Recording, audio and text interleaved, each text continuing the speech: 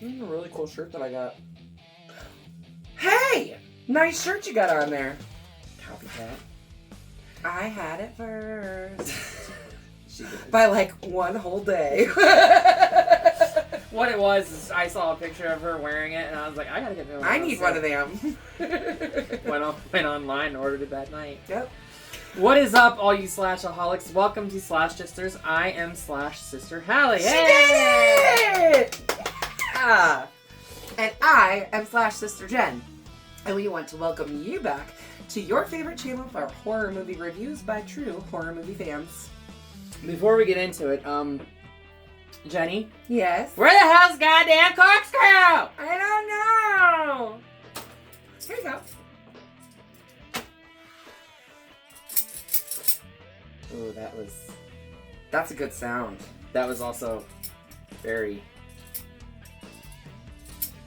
I'm like afraid you might stab me in the hand with it, so I'm gonna keep my hands off the table. I'm not Jason. Okay.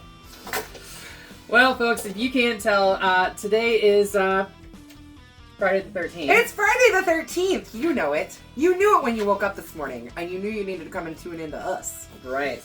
And we are officially diving back into the Friday the 13th franchise with... Friday the 13th, the final chapter, aka part 4.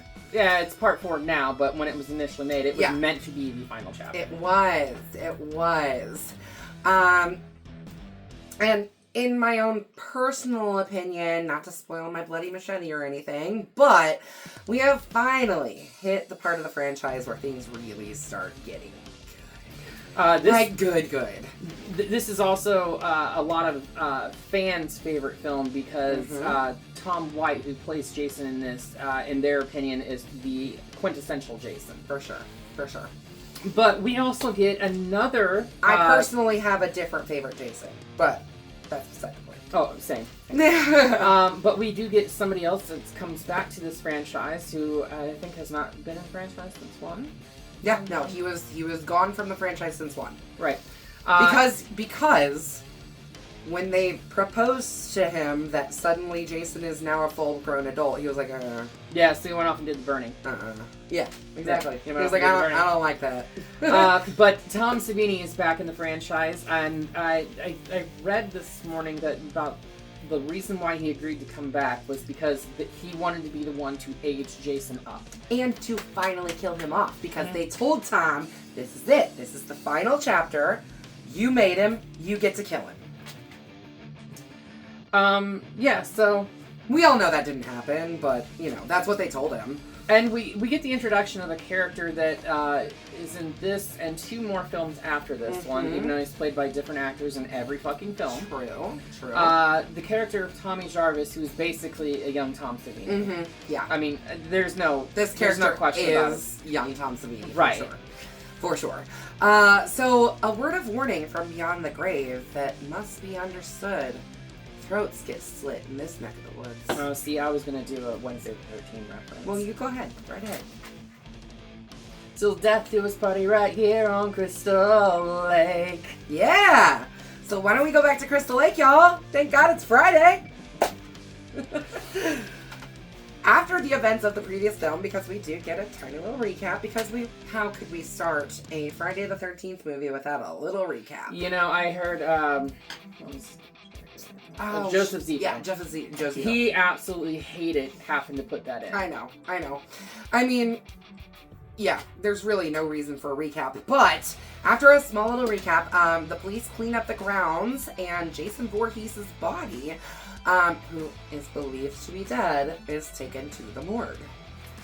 So, this is actually the only sequel in the franchise that goes back to the previous location to film new footage.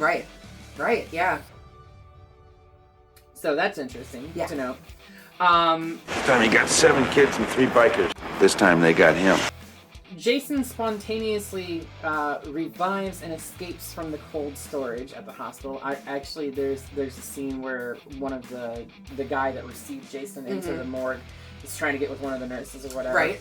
And Tom White, who was actually underneath the sheet the entire time, they're fucking making out. And by the way, they sound like they're fucking eating each other the entire time they're making out. Literally. Gross. In a morgue, too. Gross. Right. But I mean, like, it's not the first time. They did it in Halloween, too. Kissing and making out in front of dead bodies. Fucking weirdos. Mm-hmm. Weirdos, you guys. There's another part I'm going to talk about in just a second. But Tom White's hand, he dropped it down right onto her thigh. And Jesus Christmas! Holy Jesus goddamn! Holy Jesus jumping Christmas shit! The reaction that you see in the film is genuine because he scared the shit out of her. Love that. And the Joseph Zito was like, I love it, we're going to keep it in there. So they kept that reaction in there and everything like that. I do have to say, I've seen behind the scenes stuff from this movie, and while Crystal Lake Memoirs? Yeah. So while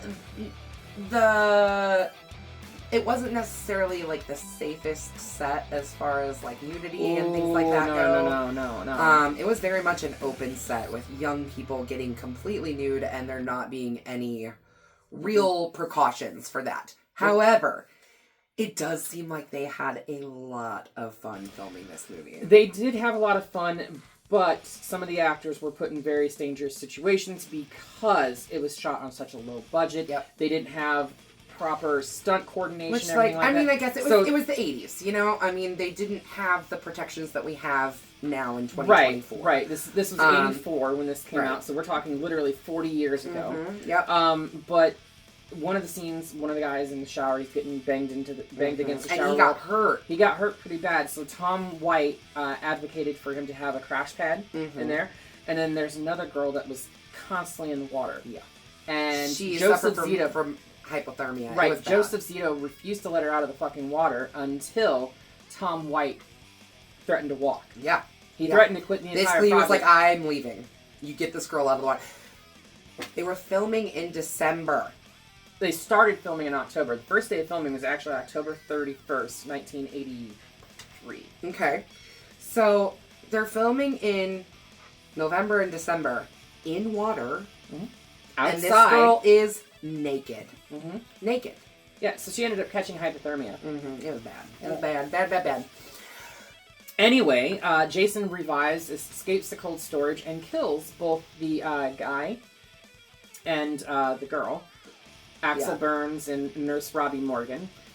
He kills her with a scalpel. He picks her up and has her pinned against the fucking wall, and she's screaming, "Goddamn bloody murder!" Nobody fucking comes to check on her. They never do. So I'm seeing this pattern with hospitals. Horror films that take place in hospitals. There's never anybody fucking there, and even when they are there, they can't do shit. Or even when they are there, like maybe in Reanimator, they just say, fuck it, I'm gonna go take a break. Bye. Do what you want in the morgue. So there's definitely a cliche with hospitals and horror films. Absolutely. And I never noticed it watching them casually before we started this channel, but as we've gone 2 years into this channel, I can't notice it more and more and more. Right. Like, where are all the people? I've been in a fucking hospital. All you got to do is make the wrong noise, and a nurse like, you okay? Pretty much. Right? I was actually just in a hospital yesterday. Yeah. Well, not yesterday, but the day before recording this. Yes. Exactly. Yeah. So I know. Yeah. You can't walk out of a room without somebody going, "What are you doing? What are you doing? Where are you going?" Yeah, pretty much. And maybe it was different in the 80s. I don't fucking know. I think you could smoke in hospitals back then. Okay. All right. Scream 4. Yep. A fucking gunshot goes off and nobody comes in on that one. Yeah. Not a single nurse. Not a single nurse. Not a single doctor. Security guard. Nothing. You're right. Cliche. And that was 2011. Yep. The following day, a group of teenagers is shown driving to Crystal Lake for the weekend. The group comprises of Paul, his girlfriend Sam. Paul is the one who gets his head bashed in, right? No, Paul's the one that gets harpooned. Anyways, his girlfriend Sam. Harpooned in the... Hey! Virgin Sarah. Yes, we do have a virgin in the group. Her boyfriend Doug. And awkward Jimmy, who's played by Kristen Glover. And jokester Ted. Who basically tells Jimmy that he's a... You're a dead fuck. What? A dead fuck? A lousy lay. dead Dead fuck. dick. Yeah. Dead fuck. Dead fuck, that's what it was. Dead, Dead fuck. fuck. Yeah. God, I'm horny. All right, let's just get our timeline right here. Yeah. Okay. Because it's interesting.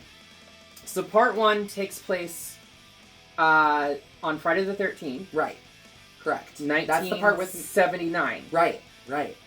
Because they do drive past Pamela Voorhees' grave, and it does say 1930 to 1979. Okay. Part 2 though, takes place 5 years. 5 years later. Okay. Well, not the opening sequence, Right. where Jason kills Alice. Yeah. That takes place like right after the events of part 1. Right, but then we But flash to but 5 when years we later. get back to Crystal Lake, Okay, because I have this wrong in here, but we're going to talk this out. well, when we get back to Crystal Lake in part 2, it's 5 years later. And it's on Friday the 13th then. Mhm. Right? It's either the 12th or the 13th. Because Okay. I think the killings all happen on Friday the 13th. Okay. That's what. But then part 3 picks up the day after that. Mhm. Because part 3 takes place on Saturday the 14th. Yes, it does. And This therefore, this takes place It's on Monday the 16th. Yep. Because this is 2 days later. Why is this franchise called Friday the 13th anyways? I don't get it. Because Jason was born on Friday the 13th. Okay. That makes sense. Remember, Pamela said today is his birthday. Anyways. So. Yeah. That's... Yeah, So we got that. We got that out of the we way. got that out of the way. Now we know what day we're on. Okay. On their way to the cabin, the group comes across Pamela Voorhees' tombstone, as I just said, and we do get to see that date, 1979. Mm-hmm. Surprisingly, this is actually the very first time in the series that Mrs. Voorhees gets a first name. We've never seen her first name before. She's always been known as Mrs. Voorhees. Yeah, you're right. So when we see her tombstone on the side of the road, it says Pamela Voorhees, and that's how we find out that her first name is Pamela. They also see a hitchhiker as they're driving off to Crystal Lake. Oh, they did her so fucking dirty. Yeah, they did. They were so mean. She was just trying to eat her banana, and then Jason hacked her in half. Well, not in half, but he hacked her up pretty good. Cut that banana in half, too. Well, she squished that banana. Hey, you actually watch closely, too. You can see, like, banana coming out of her mouth? Yeah. I always thought that was... It's a fun little stunt. You can, again, like I said, you can tell they're having fun. Tom Savini in all his glory, literally. Like, I mean, this is, you know they were having fun on the set. Oh yeah, no, hands down.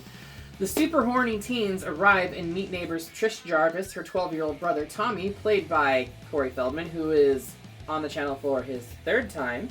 This is 3? Yeah. Can you name the other 2? Well, Lost Boys. Yeah. We did it last Christmas.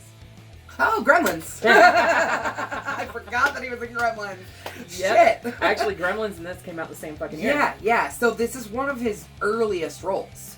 This and Gremlins, like were one of his earliest roles. Right. Well, I mean, it's what got his name out Yeah, there. for sure. He It had was- done like commercials and stuff when he was younger. But, I mean, like, he this was did one a of his couple other first- things prior to this. Right. But not a lot. They were like his first bigger movie roles, for sure, though. Right. And the family dog, Gordon, who is honestly just one of the cutest dogs. Seriously. Best dog ever. Right. Good boy. He's a good He's a boy. good boy. While going for a walk the next day, the teens meet twin sisters, Tina and Terry, and the whole group decides to go skinny dipping together in Crystal Lake. Why not? I mean, what's the worst that can happen? Jason's on cold storage, right? Yeah. Right? Right. Right? Trish and Tommy happen upon the scene, and Trish is invited to the party later taking place that night, while Tommy is trying to contain his boner in his little 12-year-old pants. Yes, and you know what? Like, there's been, again, harkening back to Camp Crystal Lake Memories, which is a documentary that we were both talking about. He talks about how he literally was a 12-year-old boy on set with a bunch of chicks that were taking their clothes off. When we say there was no protections for these people, so this was a 12-year-old kid was in the same, like literally was in the same shot with naked women. Right. So this was, as we said, early in Corey's career. So this was before he got into the drugs and the alcohol and all this other stuff. So he was He was very much I wouldn't say sweet, but an innocent boy. Yeah. He was innocent, so much so that the very first day of filming, which fell on Halloween, 1983, the older girls took him trick-or-treating. They did. That's so cute. I love that. So this is before he was robbed of his innocence by Hollywood. Yeah. And he certainly was. Right. Afterwards, after they witness all the skinny dipping and stuff, Right. they're They get back driving in their back. car. Yeah, they're driving back to their cabin when their car breaks down, and apparently Tommy must know a thing or two about cars because he sure tries to fix it. Well, but he doesn't know what to do. Okay, so the next scene basically shows us that he's mechanically inclined. Right. Well, I mean, he's clearly got a lot of creativity, talents for sure. Right. Mm-hmm. But they are helped out by a young man who happens upon their car named Rob. Dyer? No, Rob. Whatever. It's Rob. It's interesting because he's got this big heavy backpack. Yeah. He's trekking through the woods and everything, but he does carry a rifle on his backpack. To which Tommy asks, "What you hunting up here, bear?" Ain't no bear around here. I didn't think anyone lived this deep in the woods. We do. Is there any kids, vacationers, people like that? Yeah, a bunch of kids moved in yesterday. Interesting. They take him to their house. Why? I don't know because he's a complete fucking stranger. Where he meets their mother, Tommy. The 80s, baby.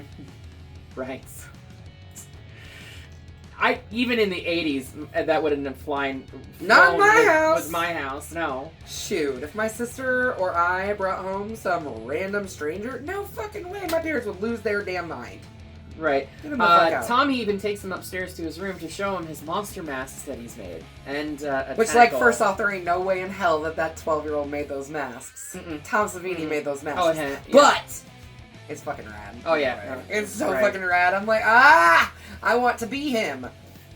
When I was 12 or something. I wish I had the creativity that he... 12-year-old Tommy supposedly has. Right. Yeah. So Rob ends up leaving the Jarvis house to go find somewhere nearby to camp. Right, he quite literally pitches a tent. Yep. Not in the same way that Tommy was pitching one early. Yeah. Later that night, the teens begin to party. It's here where we get treated to one of the most glorious and awkward dance scenes ever put to film by Crispin Glover's Jimmy as he dances in the cabin. Do you know what song was actually playing when they filmed that scene? I don't think I do. Inform me, Hallie. Tell me. AC/DC's Hell's Bells. Oh, really? Yeah. And that's what he was dancing to. And that's the dance hilarious. that he chose to put to. But they didn't Apparently, he was very, very well known in the New York party scene for this dance, even before the movie. But yeah, so that's what he was dancing to. But they didn't have the rights to the AC/DC song. Well, yeah, of and course. so they had to dub in something else. Yeah. And yeah. Yeah, that dance scene, though, I'm telling you. The teens continue to party as they begin to pair off with one another. Attempt to. Yeah, and head into different rooms of the house. You don't mind, do you? Actually, I was thinking about taking a little swim. Or outside entirely. Yeah. A jealous Sam sees Tina flirting with Paul and leaves, as I said, outside the house. Mm-hmm. She goes out to the lake where Jason impales her from underneath the raft. Yeah, and this is the scene that we were talking about. First off, she gets naked. She strips down naked and gets into a raft and floats out into the water. She walks out into the water. Yeah, thinking that her boyfriend is going to follow her. Because, hello, why would he go off with some other girl? He's got a girlfriend. Mm-hmm. Anyways, so she's kind of just waiting for him down in the lake, and Jason gets her from the underside. Stabs her up through the tummy. Question. Yeah. Jason allegedly drowned. Yeah. When the fuck did he learn how to swim? I don't know.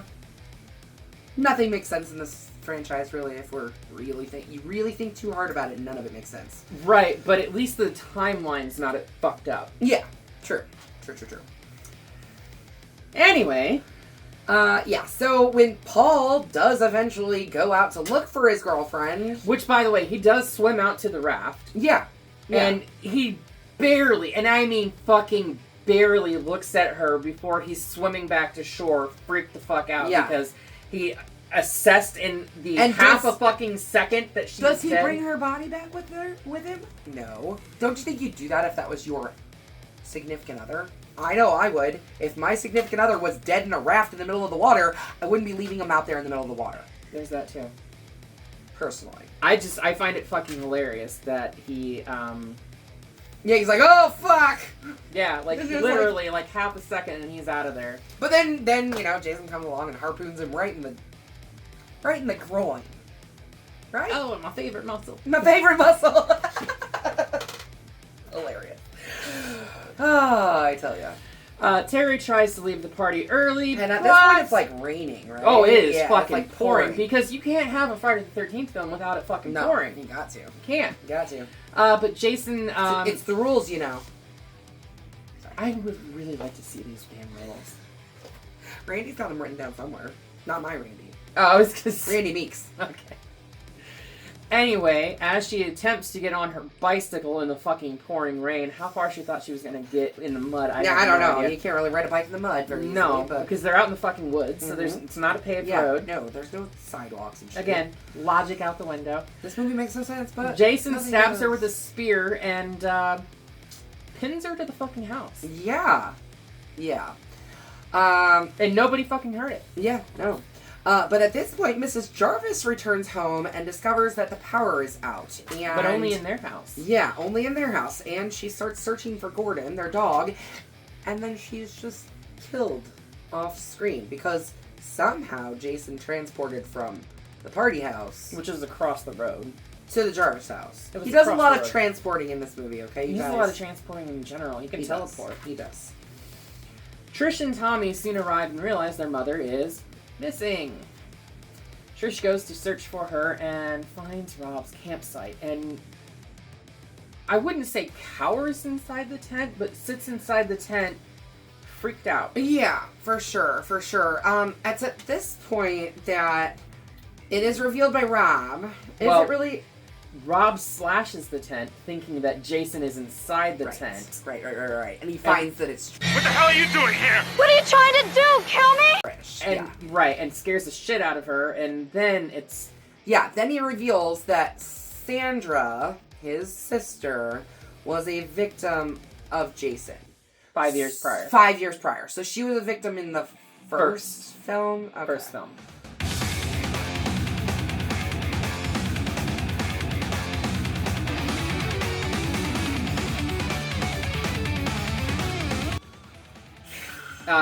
The portion of the film that was in present day at that time.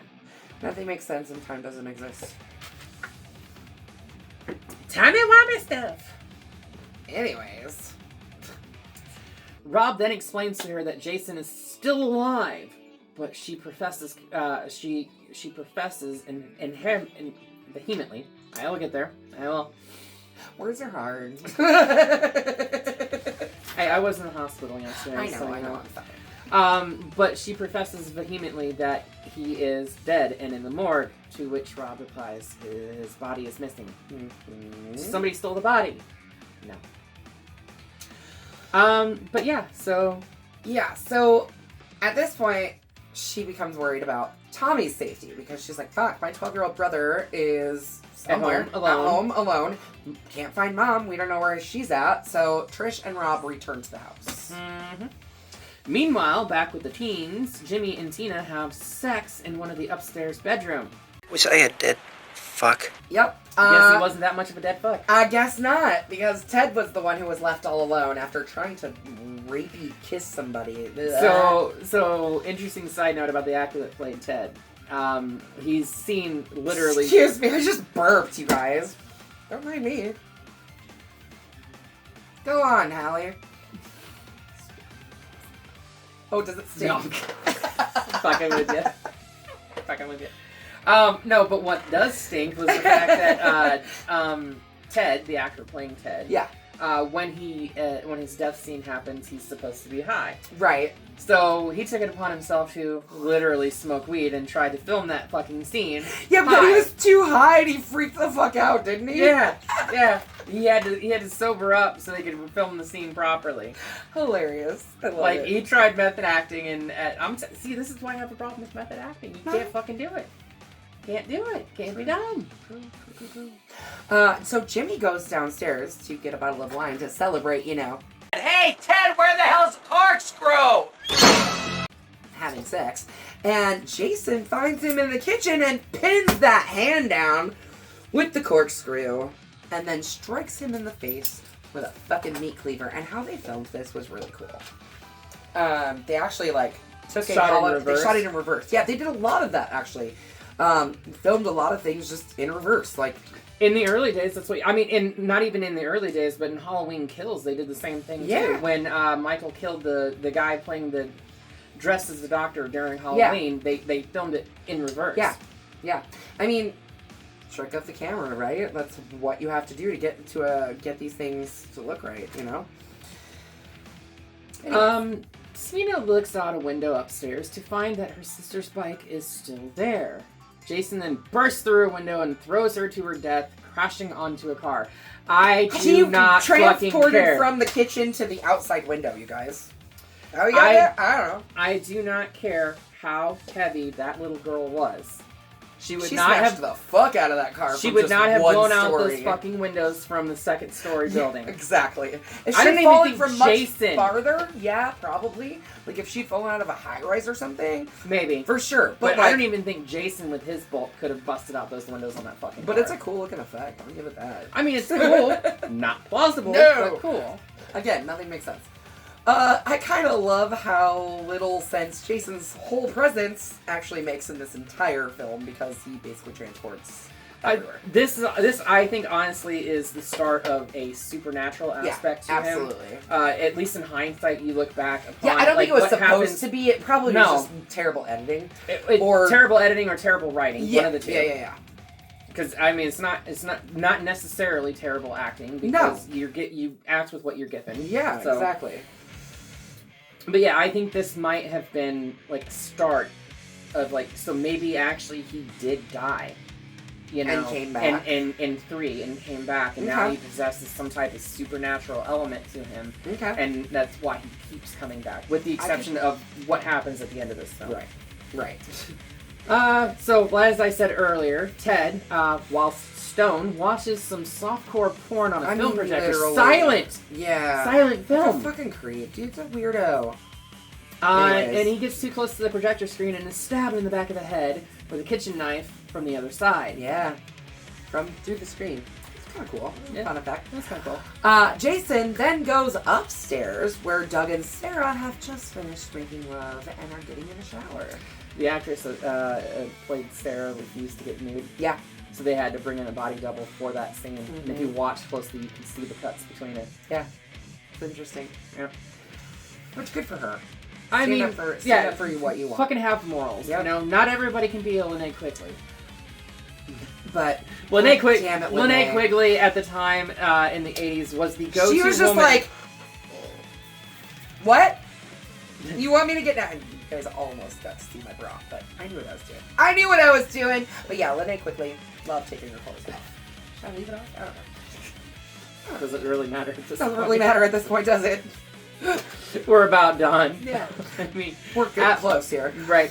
After Sarah leaves, Jason kills Doug by crushing his head against a shower tile, like through the glass wall. Bangs it over and over repeatedly. again. And Yeah. this is one of the scenes that we were talking about earlier, where the guy playing Doug was literally getting beat up by the wall. Actually got hurt. And Tom White advocated for a crash pad to be put in there so he could save a little. I mean, so Tom White not only played Jason, but he's a very accomplished stuntman, doubling for Cary Grant and John Wayne 40 years prior. Yep.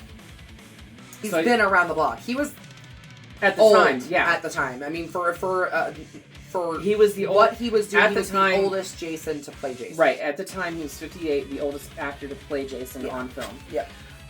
But yeah, so he was advocating for that, and this was same fair treatment with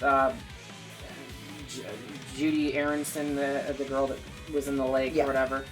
But yeah, no, this is right. right. This is a very brutal kill. That's, I mean, I guess that's what happens when you have Tom Savini there to make sure like everything looks good. Yeah. That man knows what he's doing when it comes to practical effects. So he's literally written the book and the school and the everything. Right.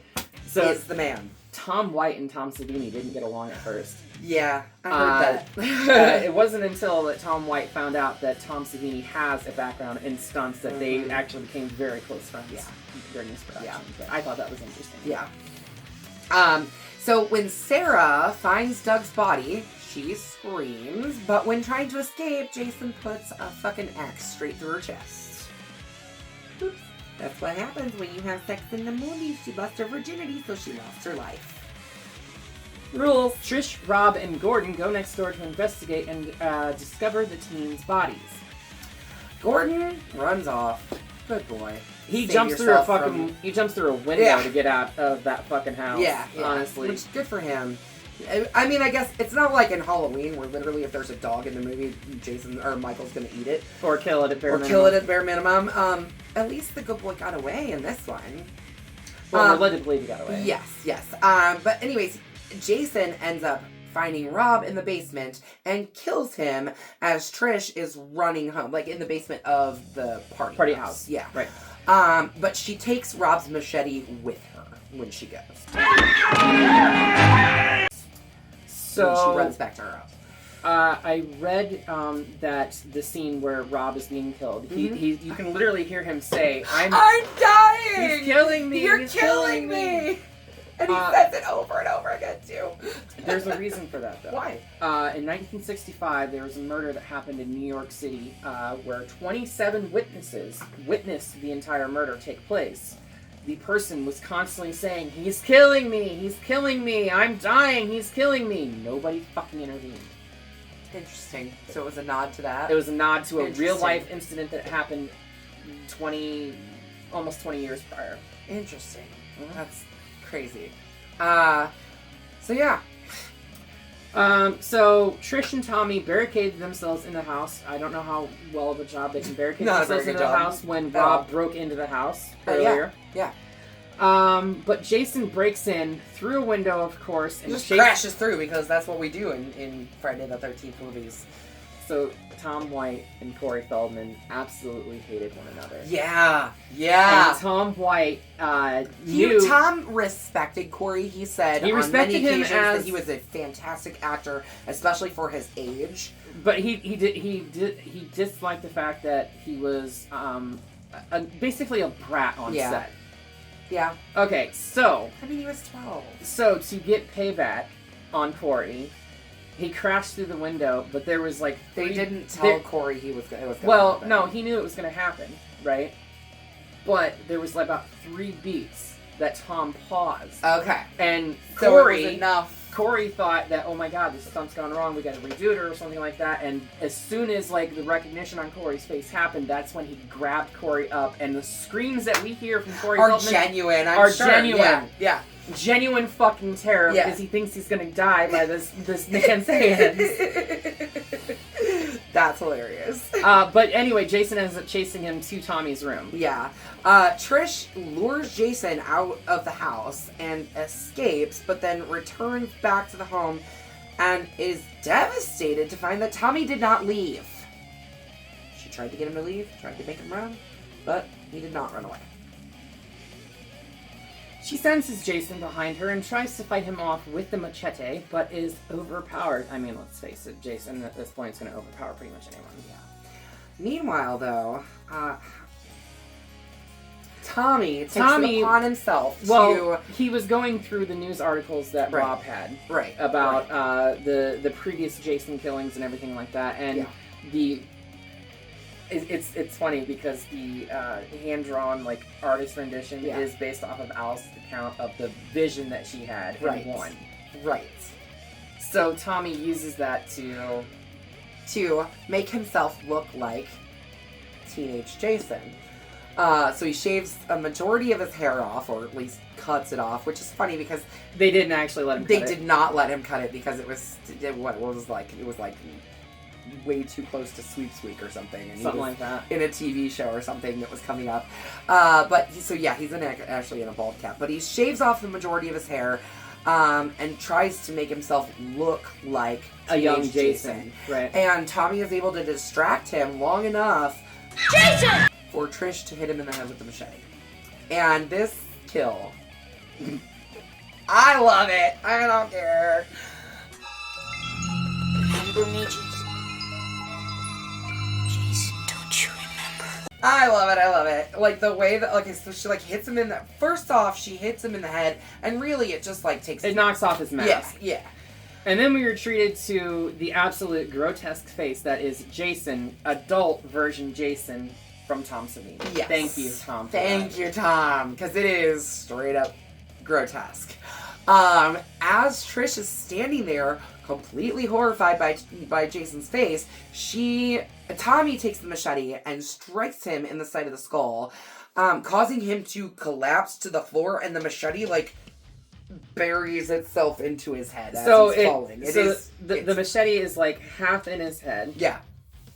And he falls to the floor. The handle hits the floor, and he just slides down the machete very slowly. It's fucking rad. I don't care what anybody says. It's great. When Tommy notices that Jason's fingers are slightly moving, he grabs the machete up and just hacks the motherfucker to death. Die! Over and over and over, just screaming, die. All while Trish is repeatedly yelling his name. Yeah. So Corey Feldman was actually hitting 2 sandbags. Okay, that makes sense. With a dull machete to give him the swing and everything. Yeah, for sure. Like that. But he was actually envisioning that he was hitting Tom White because the banter that they had. Right. That's so funny. But that's pretty much where we end this. Yeah, I mean, we end the film kind of on a strange look from Tommy, like a freeze frame. Mm-hmm. And it kind of leaves the first time I watched it, the implication that it left me with was that now Tommy was going to take over and be Jason. Which they toyed in with. some way. They toyed with it, but it never fucking happened. It should have. It should have. It would have been a really, really cool way to go, but... Somehow Palpatine has returned. You know? That's the end of the film, though, guys. That's it. Mm-hmm. That's where we leave it, and... At the time of release, this was supposed to be the final. I mean, they called it the final chapter for a fucking reason. And then what was it? 5 movies later, they called it the Final Friday. Yeah, and it wasn't. But whatever. It's never gonna be the end. I mean, there's always gonna be something to go with it. This one is a straight up bloody machete up for me. 2. It's one of my favorites in the entire franchise. I think when we did our ranking video, we put it up there with the original. Yeah. Yep. I mean, I don't know what more we need to say about it. Tom Savini, that's it.